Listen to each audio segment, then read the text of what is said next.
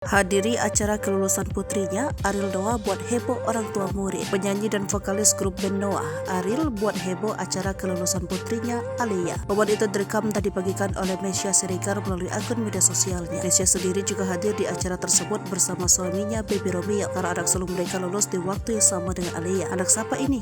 Aduh, tulis Mesya dikutip dari akunnya. Dalam video pertama yang dibagikan Mesya, terlihat Alia tampil di panggung menyanyikan lagu Dancing Queen. Mesya merekam momen ketika Alia memanggil ayahnya untuk naik ke panggung. "Papa, oke," teriak Alia dari atas panggung. Ya, terdengar suara Ariel yang langsung disambut teriak wali murid. Ariel terlihat memeluk putrinya yang membuat wali murid lainnya kembali berteriak. Mesya memberikan keterangan dalam videonya tersebut sebagai gambaran situasi di tempat tersebut saat Ariel naik ke panggung. Surprise, emak-emak langsung agak konsen sama anak-anaknya, tulis disertai emoji tertawa. Rupanya Alia meminta ayahnya ikut menyanyi di acara kelulusannya itu. "Nyanyi, papa nyanyi sendiri, ajak teman-temannya Alia," tanya Ariel pada putrinya dalam video tersebut. Video singkat tersebut kini viral di media sosial dan membuat banyak orang salah fokus pada sosok Ariel atas perannya sebagai orang tua.